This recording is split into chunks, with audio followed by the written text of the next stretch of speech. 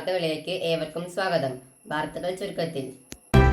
വേഗത്തിലെത്തിയ കാറിടിച്ച് സ്കൂട്ടർ യാത്രക്കാരൻ മരിച്ചു. കൊടുവായൂർ ആൽത്തറയ്ക്ക് സമീപം വെച്ചാണ് അപകടമുണ്ടായത്. വാർത്ത വിശദമായി. കൊടുവായൂർ ടൗണിലുണ്ടായ വാഹനാപകടത്തിൽ സ്കൂട്ടർ യാത്രികൻ മരിച്ചു. നാവക്കോട് പരേതനായ AM ജബ്ബാറിൻ്റെ മകൻ സാലുദ്ദീൻ എന്ന ശാലിയാണ് മരിച്ചത്.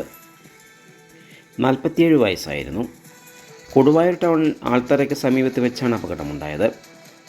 സമീപത്തെ CCTV ക്യാമറകൾ പരിശോധിച്ചതിൽ നിന്നാണ് കാറിടിച്ചാണ് അപകടം സംഭവിച്ചതെന്ന് മനസ്സിലായത്. അപകടത്തിൽ ഗുരുതരമായി പരിക്കേറ്റ സാലുദ്ദീനെ ഉടൻ തന്നെ ആശുപത്രിയിൽ എത്തിച്ചെങ്കിലും ജീവൻ രക്ഷിക്കാനായില്ല.